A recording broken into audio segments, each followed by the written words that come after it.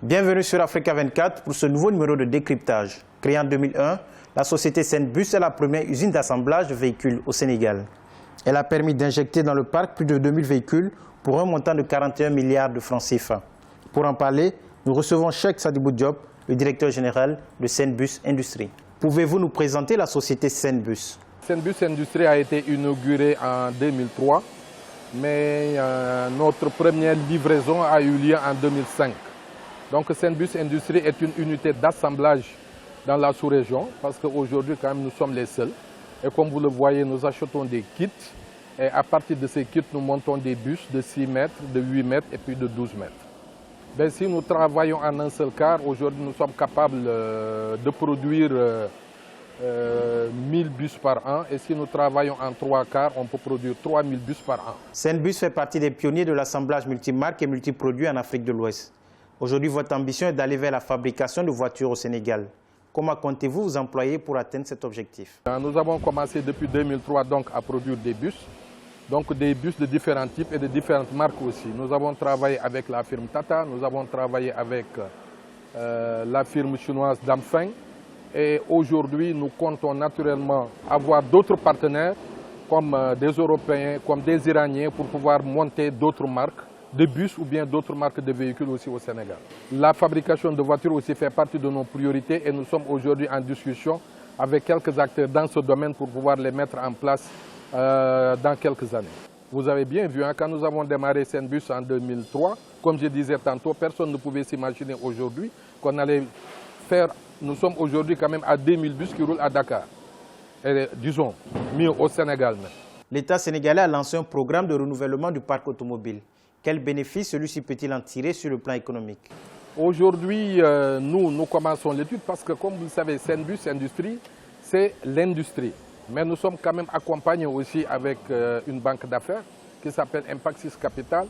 Et nous sommes capables aujourd'hui de lever des fonds pour accompagner ce programme. Et comme je vous disais, pour faire l'étude, nous commençons d'abord par le ticket que le client final peut payer jusqu'à l'achat du bus.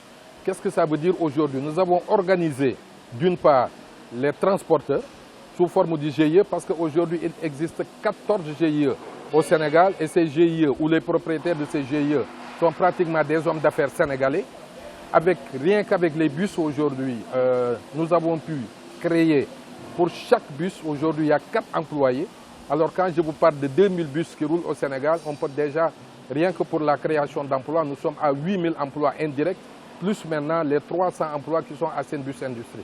Donc vous voyez bien que Senbus joue un rôle quand même assez important sur le plan économique. Comment comptez-vous aujourd'hui accompagner la dynamique de modernisation de la mobilité urbaine au Sénégal? Comme vous le savez, depuis l'année dernière, par exemple, nous sommes dans des régions, dans les différentes capitales des régions du Sénégal.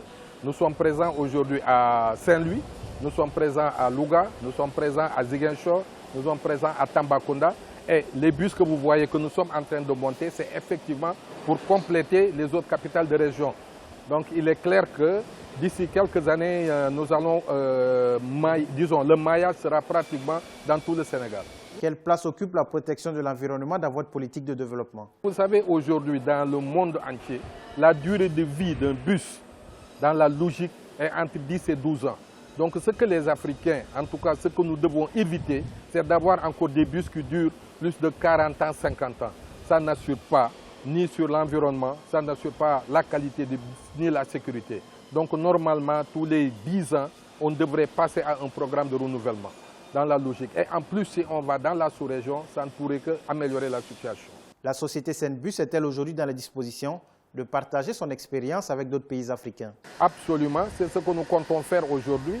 Et moi, il est clair que je lance un appel à tous les autorités africaines pour prendre l'exemple de Senbus Industrie. Parce que l'exemple de Senbus Industrie, ce n'est pas seulement une unité industrielle, mais nous sommes là aussi pour organiser le transport.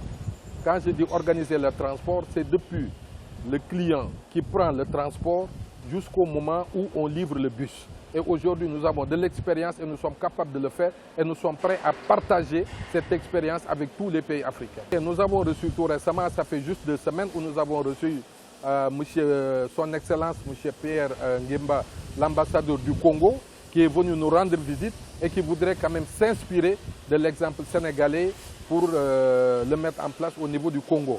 Nous avons aussi aujourd'hui des contacts avec, où nous pensons avoir bientôt des contacts avec des pays comme la Guinée, comme le Mali, comme le Burkina Faso, etc.